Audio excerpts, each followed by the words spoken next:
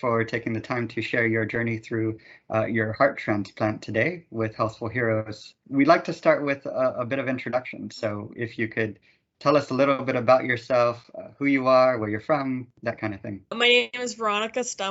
I'm from Arlington, Virginia, which is right outside of DC. I am 30 years old right now. I received my heart when I was 20, though, so I'm going on 10 years in December, so I'm excited. Wonderful. That's a big anniversary. Yeah, it is. It's probably the biggest one for me.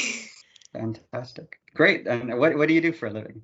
I'm currently looking for a job. I graduated from University of Colorado with a bachelor's in geography and a certificate in geographic information systems. So pretty much I work with making maps on computers. The easiest way to explain it. I was working with the Census Bureau, but COVID and everybody kind of got laid off. I'm sorry to hear that for sure. And Colorado is beautiful. Is there a reason you moved back to Arlington, or is that someplace you have connection to? No, I moved around a lot. I lived in Oregon for a year. I lived in Texas for a year. I moved out to Colorado, and I loved it here. This is the place that I feel the most at home. And after I graduated, I moved back to the DC area to be with my mom for a bit, and it wasn't right. So I moved back out here, it's May now, so like 3 months ago, and it's just where I feel the most at home. I have the most friends. I love all the activities out here. The weather is beautiful. Sometimes it snows a lot, but at least there's 300 days of sun. Wonderful, wonderful. And the outdoors is pretty appealing. Oh, all the time, yeah. I mean, we can see mountains pretty much from like the park next door to our apartment. I've got 2 dogs. We take them out on walks all the time. They love it here. Oh, that's fantastic. Thank you for sharing.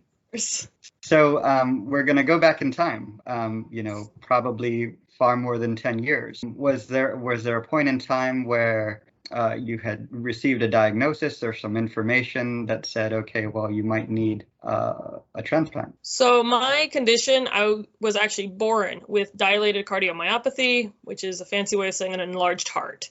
And it's a genetic condition on my dad's side. And my dad actually received a heart transplant in the 80s when he was in his 30s, which was still like risky early business of transplants. And he actually survived 20 plus years with his transplant. And so when I was born with it, the doctors honestly told my mom, like, I wouldn't survive. They've never seen a child born with this, that like my vision started going bad. They told my mom I was going to be blind because, my heart wasn't working. So my body was just shutting down non-essential functions. But I miraculously survived. Thanks to science, thanks to religious relics that were brought in, who knows? But I survived, and my entire childhood, like I took medication. It was pretty much for high blood pressure, just to like relieve pressure from my heart. And I wasn't super active. Like I didn't run the mile at school, but I was still a super energetic kid that just did cartwheels all over the place. My mom signed me up for gymnastics to try and get some energy out. And I was fine. I just took a blood pressure pill, went to the doctor every year for an echo. Everything looked great. And then my dad passed away from kidney failure, which is really common with heart transplants and transplants in general. And I think the anti-rejection medication you take, that you have to take every day for the rest of your life, I don't know exactly what it does, but I guess it just weakens your kidneys over time. So my doctors check my kidney function constantly, and it's just something that I guess is like a price you pay with a transplant, unfortunately. It's like, I think everybody who goes into it, especially with like your main like organ, your heart, you're just kind of like, okay, well, my kidneys aren't as important, so I'll suffer it when I get to it, I guess. Sure. But if we're being all honest, my dad wasn't the greatest at taking care of his heart. Like, I remember when I was a kid, I would take my medicine. I'd be like, okay, Dad, take your medicine. And he'd be like, yeah, I'll get around to it. And so, but I mean, he survived 20 years with it, so he was doing something right. And those were the anti-rejection medications or the kidney medications? It was anti-rejections for him. Okay. I mean, he passed away when I was 18. I was actually studying in Poland at the time, and I didn't know he was even sick. He told my mom not to even let me or my sister know because we were both in Poland currently. And I just got a phone call at like 2 a.m. with my sister crying, telling me he passed away. So I had no idea he was sick. Like last time I like Skyped him, he told me he was feeling great. He lost weight, which is, I guess, a common thing before your kidneys fail. I don't know, but so when he passed away, I think that stress just kicked my heart out, because soon after that, my heart was failing. Like I was struggling to go up the stairs to my dormitory. I lived on the 6th floor, but I was doing fine before that. And then I was like, oh, maybe, it's winter. I gained weight, and, that's probably what it is. And good food in Poland, I imagine? Yeah, it's a particular taste, I guess. You really have to like cabbage. Sure. So I visited Poland once, and there was at one of the restaurants, there was a table, and in the middle of the table, I believe it was bacon drippings. Oh, salads. Yes, and you put it on bread. So delicious. So it's delicious. Delicious. It's horrible probably not for you, but it's good. No, not at all, but I love it.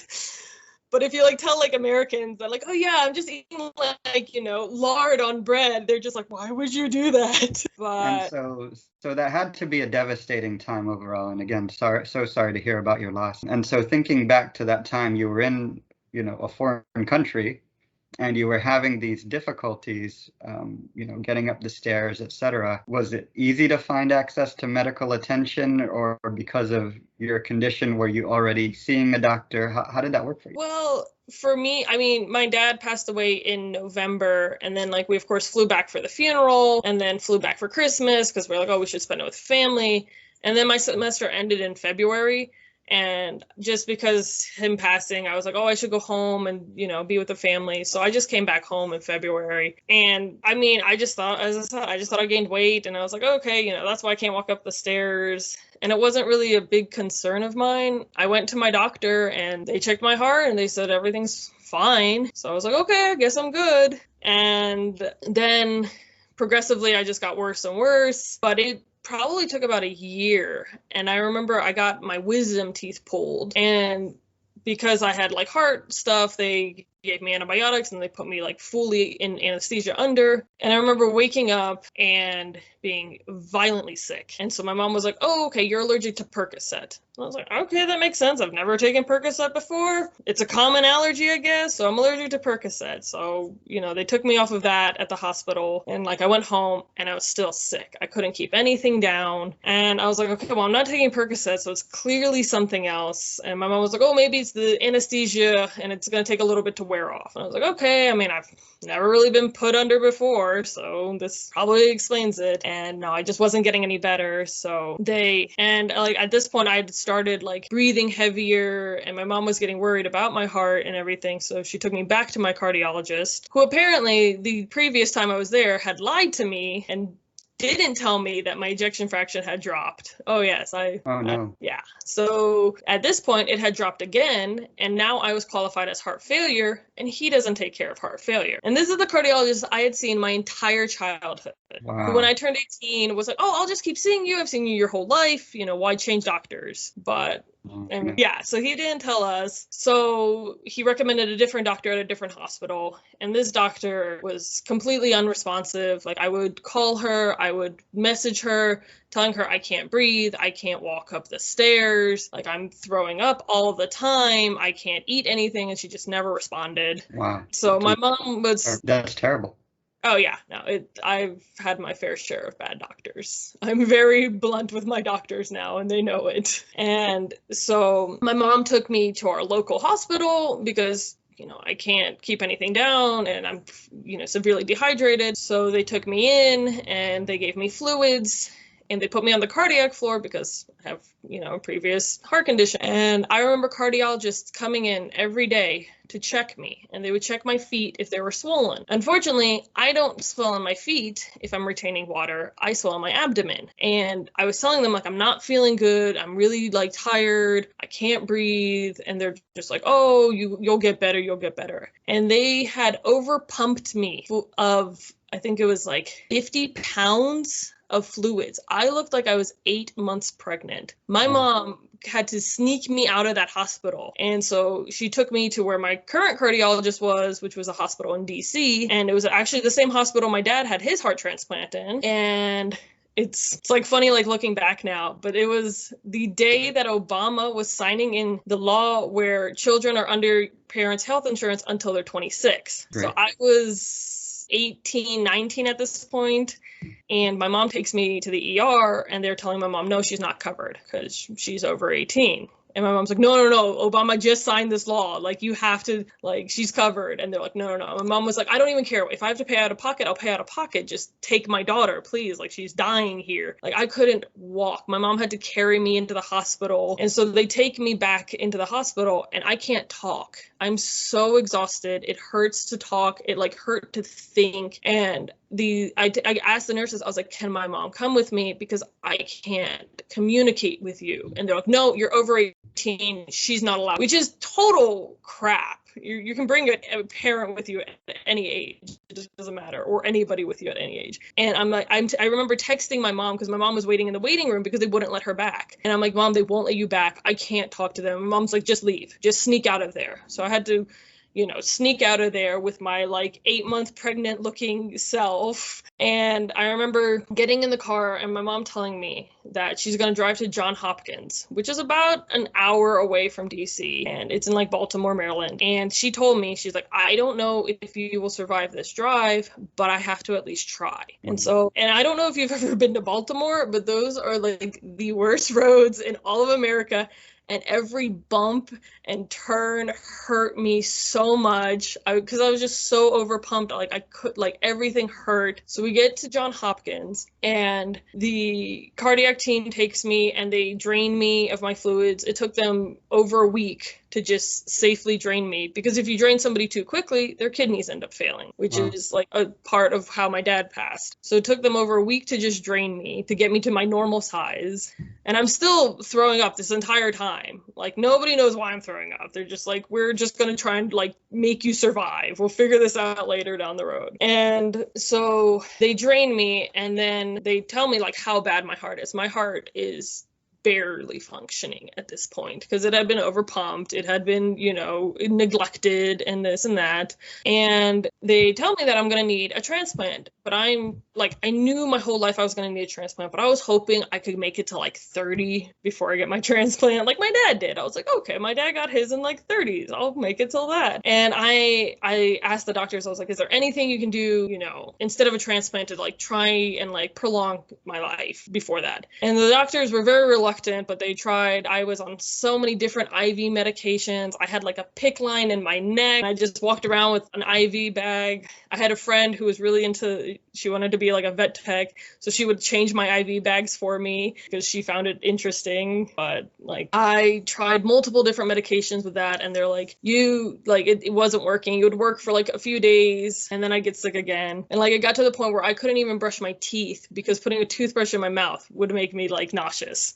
So I would just use mouthwash, and my doctors were like, there's no way to survive. And I remember going to my doctors and them telling me that my heart is so weak, like I need to be like on the transplant list. I need to get a transplant, but I won't survive waiting on the transplant list. So I need to have a machine put in, which is called a left ventricular assist device, or an LVAD. And it's literally like this machine that goes through your heart, and it's got a little motor in it, and it pumps the blood for your heart, and it comes out in your abdomen, and it connects to like a controller, and the controller connects to batteries if you want to like walk around and be outside. And it's probably at least a 20-pound machine, and I did not want this. I was like, no, if I need to have open heart surgery, I just want it once. Like, I don't want it twice because it's a super risky procedure. And I remember my doctor like being furious at me and literally telling me, he's like, if you don't get this machine, you will die within a week. And at that point I was like, yeah, wow. Just like, you're not going to survive, because like none of the medications were working and my heart was just so unbelievably weak. And so I agreed. I was like, okay, fine, we'll get this machine. Of course, my insurance wouldn't cover that hospital because why make life easy? So the closest hospitals my insurance would cover were at least 3 hours away. So my insurance covered University of Virginia Hospital down in Charlottesville, which is a 3-hour drive for us. But that was the only place my insurance covered, so that's where we went. And I remember driving down there, and like I'd never been to Charlottesville, so it was like nice to see like the countryside of Virginia. But it was also exhausting because anything that had to do with my heart or this machine, no other hospital could touch me other than that one if I wanted it covered by my insurance. And so my mom, like, she stays overnight at a hotel there, and I don't remember going under for this procedure at all. I don't know. Anesthesia, I guess, just kind of wipes your memory beforehand too. But I apparently have a thing where when I wake up from anesthesia, I'm very angry, which is, I guess, like a very odd reaction. But I remember waking up from my anesthesia to get this machine, and there was a nurse, because I guess I woke up early, and so I still had a breathing tube in my throat, and there was a nurse who came to me, and he was trying to explain to me that, like, I can't breathe on my own yet, like, I need the tube in, and I'm just furious. I am like, of course I can't breathe because I've got this tube in my throat. And like, he gently tries to like console me, and I guess I was just so angry, and I like grabbed his arm, and he's like crying. He's just like, oh my God, every other patient here is extremely weak and like 80, like, please let go of me. I apologized to him profusely like days later. I felt so bad, but he's like, you woke up too early from anesthesia. So, but I had now this machine, and because most like heart failure patients are either young children or older, bigger men, usually, they only had 2 sizes for this machine. So it was either like a child size or this one for grown men. And I was a 20-year-old little girl, and so this machine didn't fit properly, so it like always pushed against my ribs. Like, you could put your hand on my ribs and feel the vibrations. And they had to like teach me how to take care of this machine, because now I had this cord that was coming out from like near my belly button, so it looks like I have 2 belly buttons now, and how to change my batteries. And I remember them telling me that if something happens to my controller, like, I need to change it. And they were showing me that, I can unplug my controller and that I'll still be okay for like a few minutes while I change the controller. My heart was so weak that every time they unplugged the controller, I like fainted. I just immediately fainted. They were just like, you can never change your controller, so we're just gonna hope nothing ever happens to it. But I just was my heart was just so unbelievably weak that, like, even if I, like, as I said, like, it took maybe 45 seconds to change a controller, and then it couldn't survive that long. And I was in the hospital for a few weeks just getting used to, like, because I had to have like this, it was like a fisherman's vest. I don't know if you've ever seen them. So they've got these big like cargo pockets on the bottom, and I put my big batteries in there.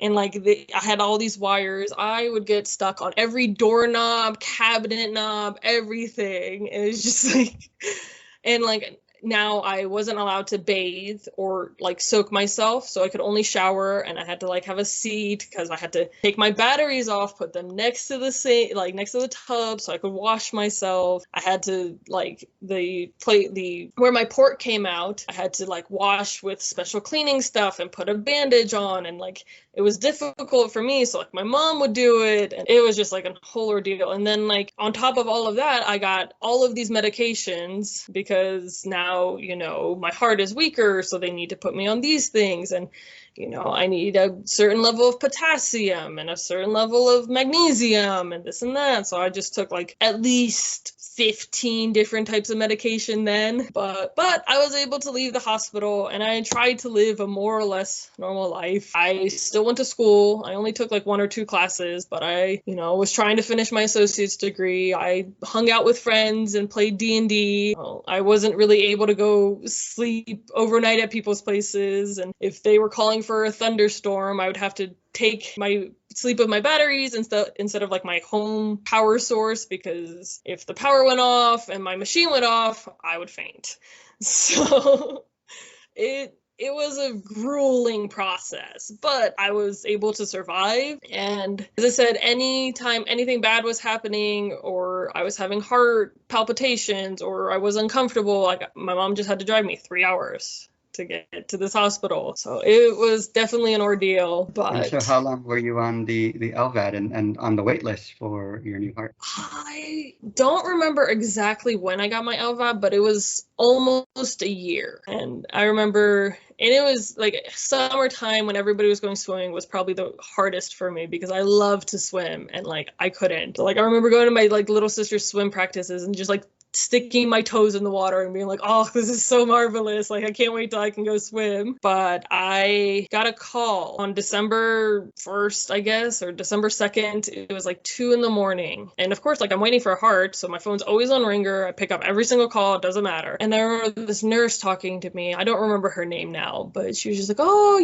how are you doing? I'm like, I'm okay. Like, it's 2 a.m. Like, what are you, like, why are you calling me? And she's like, oh, we were just checking on, if you're feeling good, like, have you been taking your medication? And I'm like, it's 2 a.m. What do you want? And she's just like, oh, your doctor didn't tell you? We have a heart for you. And I'm like, no, that's what you start with. I don't care who you are. I don't care about anything else. You start with, we have a heart for you. That's the news I want. And of course, like my bedroom was downstairs. My mom was upstairs and I'm connected to my like machine. I have to hang up. I'm like telling the nurse, I'm like, I have to hang up. I have to call my mom. Like I can't get to her without taking apart my machine, getting back on my batteries.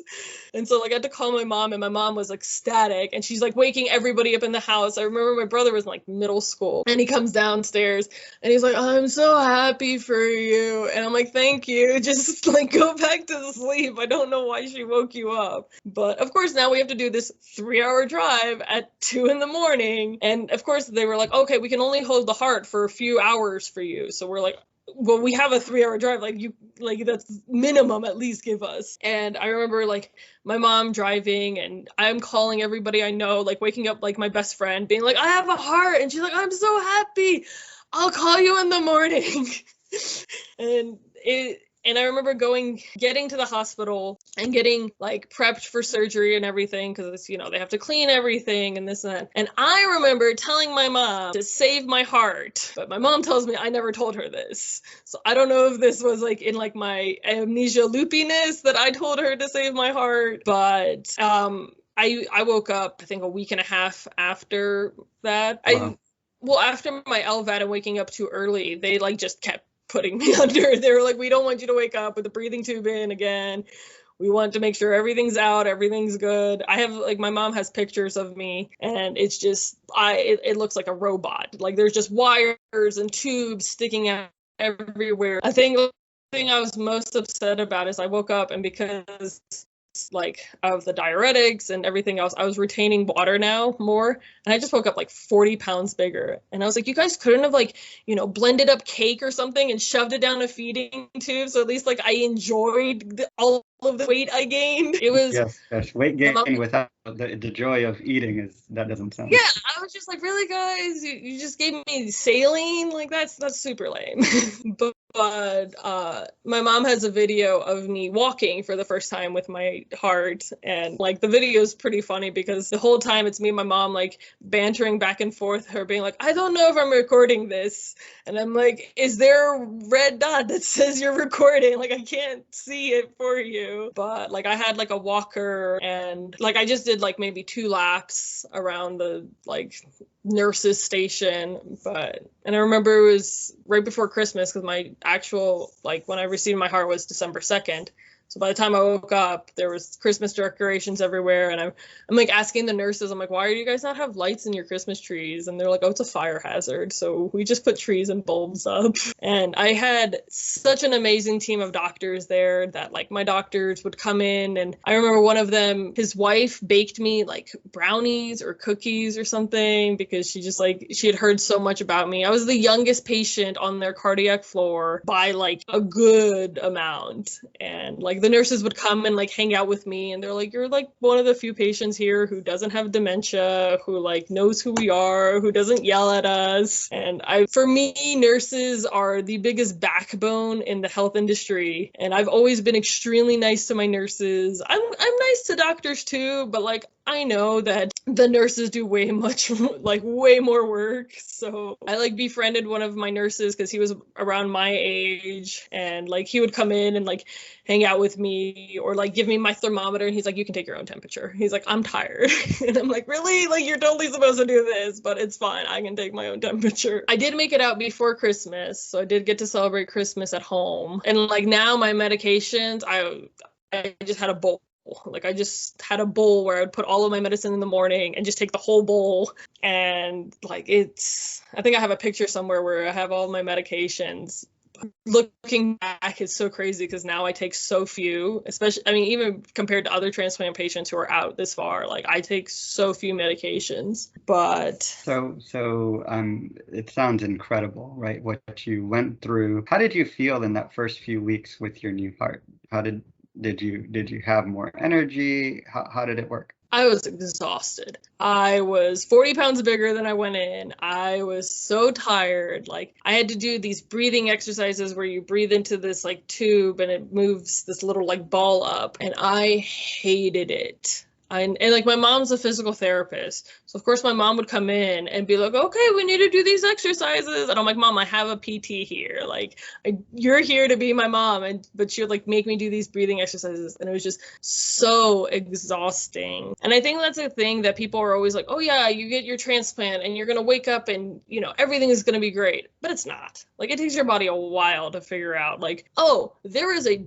whole new organ here. This is not what we started out with, and now we're on all of these medications, and every medication has side effects. Like I still had nausea issues, and I to this day have nausea issues that nobody has figured out. I'm like 10 years post-transplant, and like I've heard everything. They're like, oh, you know, while you're on the machine, it's going to take a while. Oh, when you get your heart, it's going to take a while. Oh, the medications, it's going to take, and it's like, no, like nobody's figured it out. My heart's great. The rest of my organs have just kind of been like, oh, well, you know, we've been here since the beginning. Maybe it's our time to go. But it's like in my mind, I was renewed. But my body, it was a few pages behind me. It took a while for me to lose all of that extra like water weight before I could even get off the like, you know, the diuretics and all of the other medications. But I think that's the thing that a lot of, especially in like movies and TV shows, like people get like an organ transplant and the next day they're like, oh, I'm running. This is amazing. And it's like, it's not. Like, as I said, I didn't wake up for like a week beforehand. So, but I mean, that was mostly because I apparently have a bad thing with anesthesia and my doctors did not want to deal with it again. And so it's 10 years down the road. How has your life sort of adapted to, you know, the new heart and any big changes that you've made as a result? Not terribly. I mean, I don't feel like I changed too much pre and post heart transplant. I mean, like, I guess I drank a bit more pre-transplant than I do now, but that's more of my stomach issues than like particularly my heart. And now I guess my biggest thing is heat is like makes me exhausted really fast. So if I get too hot, like my heart gets like racing and I just get like really weak and faint. So I try to not get too hot, which living in Texas was a horrible idea because I was just like sick the whole time. But I mean, I used to do like roller derby recreationally, and all of my coaches and all of my teammates knew I was post-heart transplant. So if I was like, I'm done, they were like, okay, it's fine, you're done, go breathe, go like rest up. I mean, my resting heart rate is now about 100. So whenever I do work out or do something, it doesn't take a lot for me to get to the point where most people are trying to get their heart rates to. But I mean, I think maybe now I'm a bit more active than I was pre-transplant, but I think that's just more of I moved out to other states, which are nicer to go walking around and hiking and skiing than I was in DC. I mean, I take medication, but I've taken medication since I was a kid, so that's nothing new to me. And I mean, I go to doctors a bit more often than I did pre-transplant. Is that like every 6 months or once a year? How does it work? It really depends on the hospital I go to, because certain doctors want to see me every 6 months. Other ones are like, oh, we see our transplant patients every year. So it's entirely dependent on the hospital, because like the one, like when I was in Virginia, I mean, of course, in the beginning after my transplant, they saw me once a month, and then it was once every 3 months, then 5 months, 6 months. But like when I lived in Oregon, the doctors I saw out there, they're like, yeah, we only see our patients once a year. I was like, okay. And now in Colorado, they see me probably about once a year for like my big exams, but they call me in for blood work at least once every 2 months. So, because they need to make sure that your anti-rejection levels are at the right level, and that, my potassium's good and my kidney function is good, because that's the thing that they mostly watch out for. Like here now I have high blood pressure, so I have to take medications for that. And it's literally because of the elevation. Like I never had high blood pressure before, moved up to a mile above sea level, and they're like, yep, you have high blood pressure now. So, and it's not like fun. I don't know. You just learn to deal with it. It's, as I said, it's kind of what comes with having a transplant. There's, like I said before, my heart is great. The other parts of my body, they're trying to figure things out still. Sure. And how do friends react when they learn about the transplant? Is there any change there at all?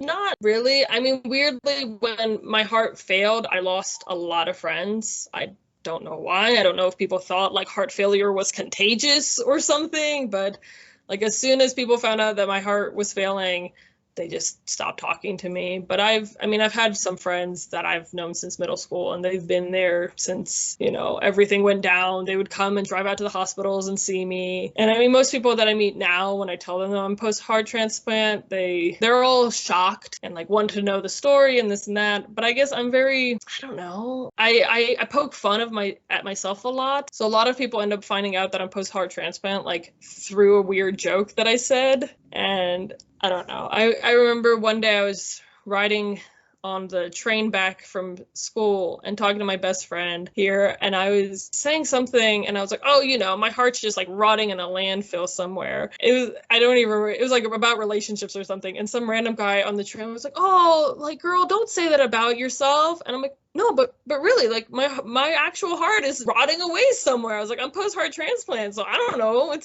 They dissected it and then threw it out somewhere. And like, I guess his girlfriend was just like so like mad, but also laughing. She's like, this is why you don't interrupt people's stories, because you don't know what they're talking about. So like, I've learned to like always poke fun of myself, and like I never take it super seriously. I mean, as I said, there's people who find out and then they're like, oh, tell me everything about it. And then there's, my friends who joke around about my heart just the same. They're just like, oh no, you're a robot for some point. We can't trust you at all. Like, you had a machine in your heart. Nobody can trust you. You're a cyborg. I don't know. I mean, it really depends on the people. Of course, like all of my mom's friends are way more serious about it than any of my friends, but I guess it's a generation thing.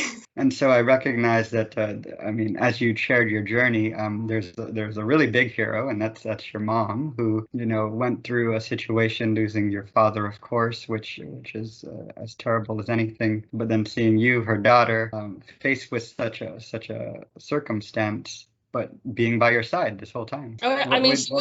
She was there for my dad's transplant too. So like, she already had to go through it with like her husband. And then when I was born, where they're like, oh, she might not survive. And then when my heart failed, like, I have no idea how my mom did it. Like, at this point, like, she's so unbelievably strong and like supportive. And like, as I said, like, my hospital was 3 hours away. My mom worked. She, my brother was still in school, and like, so she would come home, like, give him some frozen like spaghetti from last week, reheat it for him, then drive all the way down to my hospital. And like, she would do her paperwork at the hospital with me. And I would get so upset, because I'm like, I'm here by myself. Like, I just want to spend time with somebody. But like, looking back, like, I understood, like, that was what my mom had to do to make ends meet, to, spend some time with me. And then she would spend maybe like 3 hours with me, and then she'd drive back up because she had to go to work the next day, and, take care of my brother. And she has unbelievable resolve and strength. And I think like, even now when I like moved away from home, she's always been so worried that something's going to happen to me, and, she won't be there to help me. But I mean, I'm going on 10 years now. My heart's great.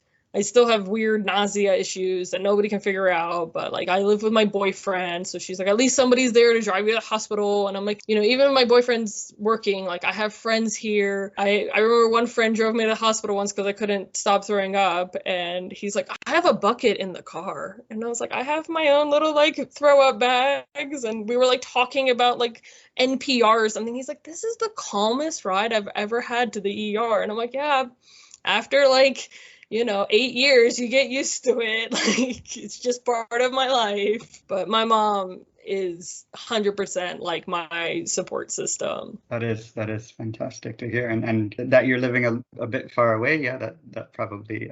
She's always worried all the time.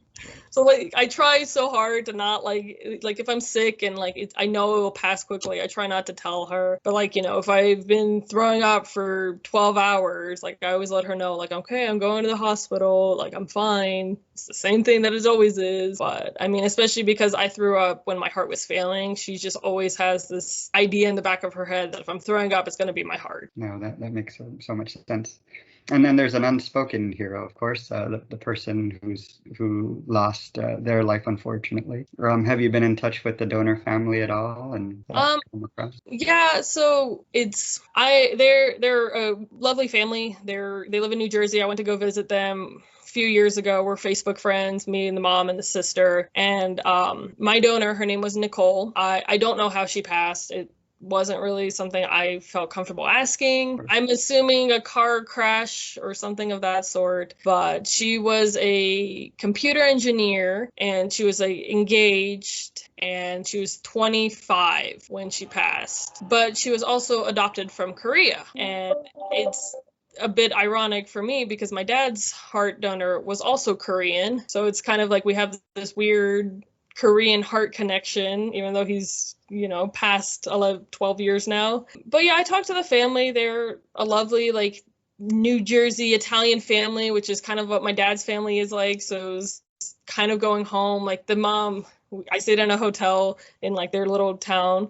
And the mom like sent me home with like spaghetti and meatballs and cookies and drinks and everything. And I was just like, oh, I'm like in a hotel room. Like I can't reheat anything. Like I have a microwave. That's it. I spent some more time with the sister. We did like a foodie tour of New York, and that was really nice. I mean, I am grateful for Nicole forever and beyond. I just, it's one of those things that's unfortunately somebody has to like pass for me to get a second chance in life. And like, I wish it wasn't like that. I wish we could have, 3D printed hearts or something where nobody had to like suffer, but it also, it builds a new sort of connection. I mean, with people I would never have talked to, never have met. So, and it's nice. And as I said, like I now have this weird extra connection with my dad that we have Korean hearts. Oh, that's amazing. Yeah, both her and her sister were adopted from Korea, and like the mom